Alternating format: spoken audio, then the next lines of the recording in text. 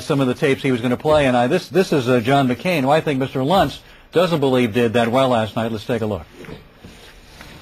His responses didn't seem to have any substance. He seemed to have trouble focusing, and there just wasn't a lot there. It was like he was struggling to keep up with what was going on.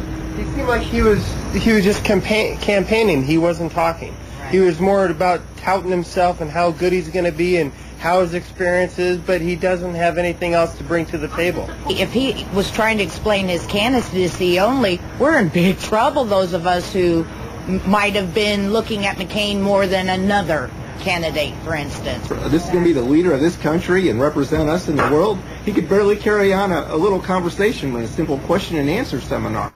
You are Frank Luntz. Thanks to Alexander Graham Bell on the telephone. Frank, tell us what you break that down for us. Sure, and I apologize for the technology here.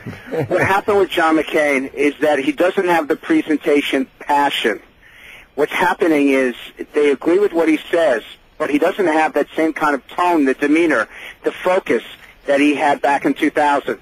What these Iowa and New Hampshire voters are telling us, if he sounded like he did in 2000, if he had that same directness, that same sense of wanting to shake things up, that's what would turn them. But they're so disappointed because they feel he doesn't have it right now. Hey, Frank, let me follow up on that. How much momentum did he lose because of his positions?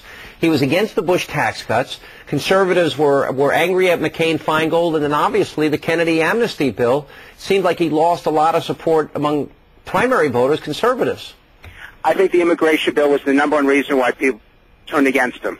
And I also believe that even though he was so strong in favor of the president and the Iraqi war,